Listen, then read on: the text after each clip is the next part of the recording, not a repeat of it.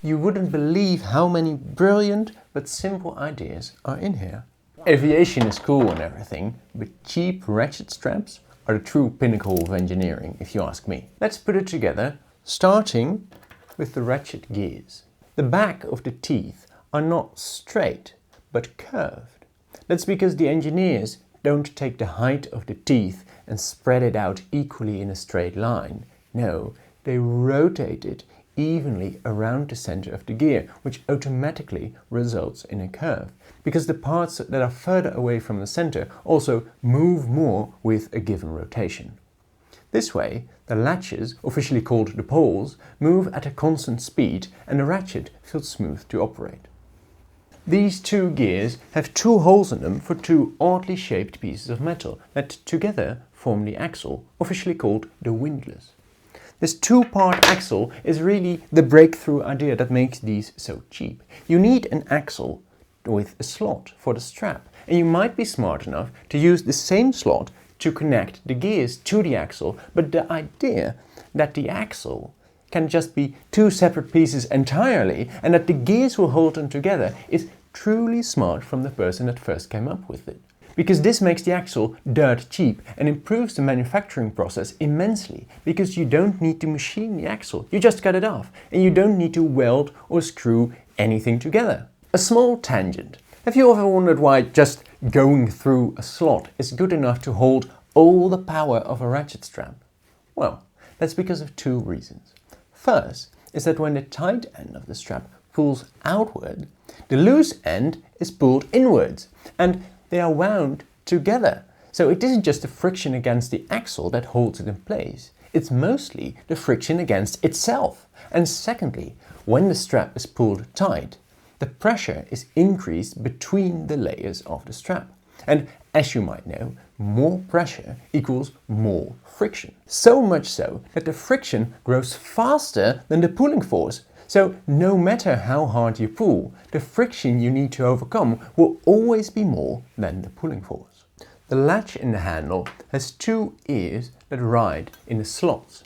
It's inserted just by bending the handle open. This is possible because the handle is the outer of the two main parts and has two relatively long, flappy sides that can bend out of the way without permanent deformation. The latch has a pin on the back that mates with the handle to prevent it from turning together with the divots at the front. And it simultaneously keeps the spring in place that presses it against the gear. It has two tabs bent up for your fingers so you can open the latch. The latch on the body is very similar, although it doesn't have these tabs because it's not meant to be opened by hand. More about that later. This latch is also inserted through the side instead, as given away by this little recess in one of the slots. All the latches and their slots are pointed towards the middle of the axle with the side that mates with the gear. So in fact it looks like it goes right past the middle. This is to ensure that the ratchet gear and the latchet meet perfectly and the rotating forces are perfectly perpendicular to the meeting faces. If the middle of the latch would point at the center of rotation, the forces would be concentrated on the outer edge of the latch, which would increase wear, and in theory the latch could even be pushed out. With the components ready, it all just slides together. It's held in place with a simple pin on each side that is bent in two directions to make sure it can spin and stick out. And BAM! Snatch block, ratchet strap. It might feel weird to just clickety-clackety and then leave it there, trusting it doesn't open at the first bump in the road. But truly, if your strap is tight and your ratchet fully closed, the bottom latch can't open because of this little piece of metal that holds it in place. First, the handle needs to move out of the way, which is hard because you need to put more tension on the strap. So how do you release it? Well, glad you asked. It's the most lovely mechanism that also sparked my love for ratchet straps.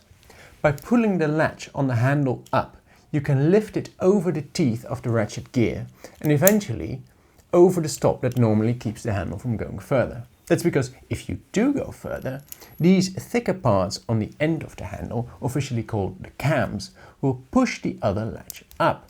So now both the latches are disengaged and the gear is free to rotate, releasing the strap.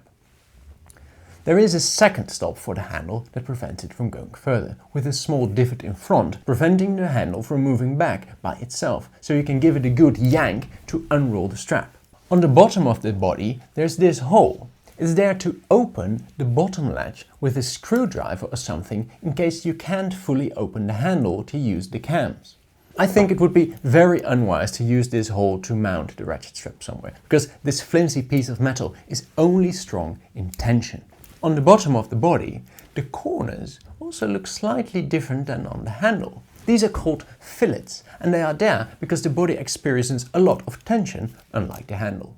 With sharp corners you can create stress concentrations, and especially when you're bending the metal on the same spot, that's a recipe for cracks to form. So they actually take a little bit more material away to make it stronger, because a smooth curve distributes the stresses better. Then a bonus fact for those that stuck around this far into the video. It's a bit rare, but some ratchet straps have this writing on the back that leads to my Patreon page. We have a Discord, there's Patreon exclusive merchandise, and the top supporters can even choose a color, an object or a word that will make an appearance somehow in the next video. On average, it takes about 2 hours of work to create 1 second of a video, so support is greatly appreciated. I hope to see you in the next video.